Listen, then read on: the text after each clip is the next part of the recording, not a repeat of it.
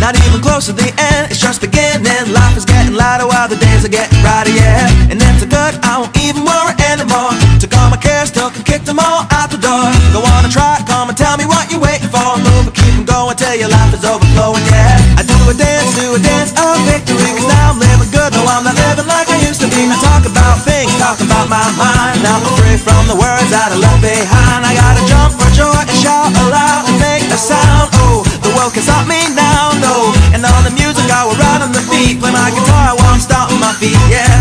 I gotta celebrate, laugh and get excited about good times, good living. Come on, shout it out, hey! Take it up, take it over, take it out of control. Today I'm praying my soul and now you got me singing, oh, hey, I'm feeling fine, smiling big, feeling right like I should. Life is better than good, yeah, you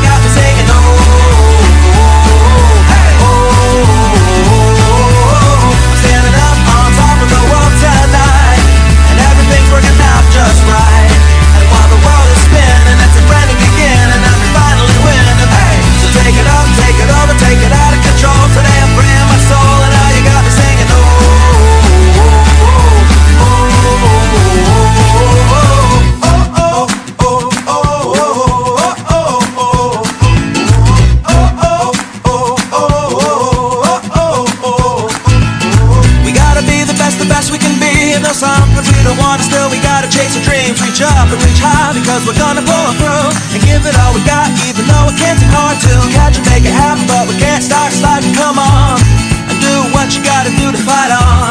And so no matter what comes your way, nothing can ruin your day or even wipe a smile away. And by the time I'm up and out of my bed, I got 100 new ideas floating around in my head with the hope for tomorrow, a dream that I can see of all the awesome things the great people we could be. Or maybe by the music or the songs that I sing, I'll change the world with a simple message. It used to be that if you wanted a college education, you had to be here. But now, thanks to technology, you can be just about anywhere. While brick-and-mortar schools are facing lower enrollment, one avenue of learning is on the rise: online education. More than 6.7 million higher education students are taking at least one online class, changing the face of education as we know it. Brittany Hobson, a student with UMUC, the University of Maryland's online education program, attended a traditional school for her bachelor's degree, but decided to go online for a master's. I felt like it would be a lot more convenient. I wanted to be able to work full-time while getting my master's, just get it done quickly. Working two jobs leaves her very little time to attend class, so she thought online education would be the right fit, but finds it's a little bit harder than she thought. It's a lot more challenging to kind of teach yourself or learn on your own. You don't have that student-to-teacher interaction. Staff Sergeant Rebecca Johnson-Stone says flexibility drew her to online education. I actually was in college before going into the military, and I really loved school.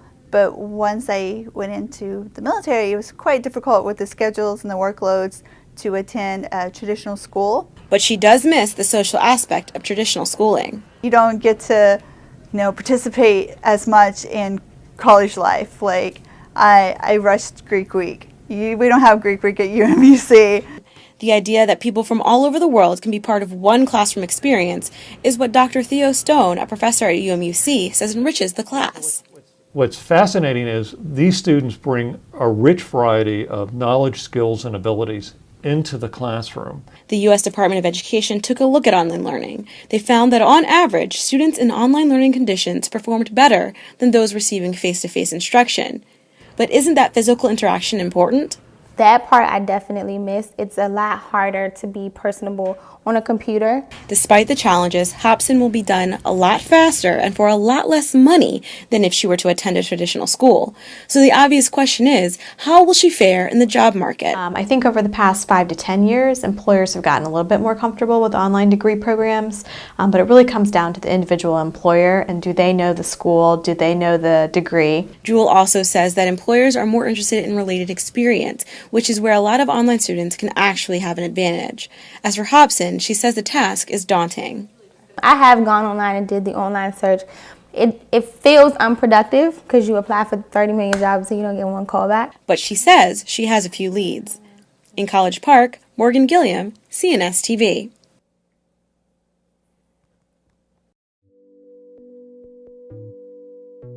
In 1962, John F. Kennedy said, "We choose to go to the moon, not because it's easy, but because it's hard.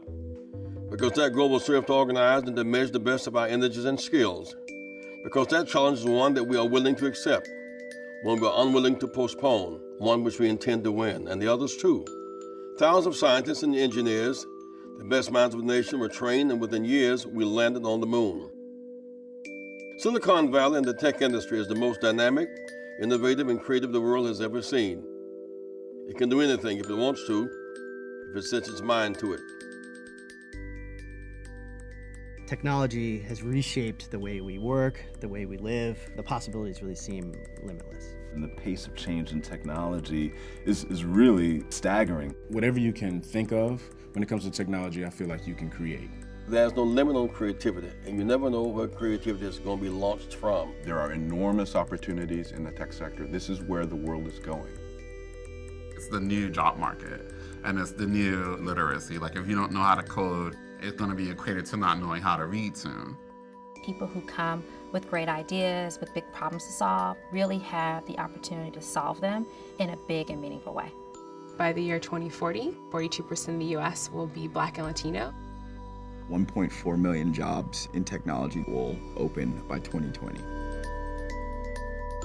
If you think about technology, most people historically used to think about it as just computers. People don't realize you need all jobs. You need jobs in marketing, in HR, in finance, in PR, there's a number of roles and responsibilities. Top salaries, never an issue. It's a well-paying job, where you're creating something every day that's making an impact not just on you or your people around you, but on the whole world.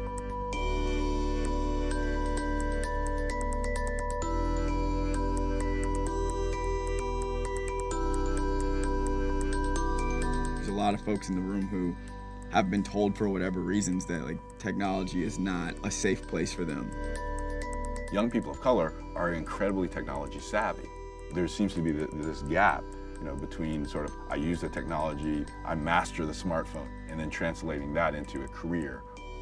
Having technology be more pervasive in education will help give more students more opportunity to actually enter into it.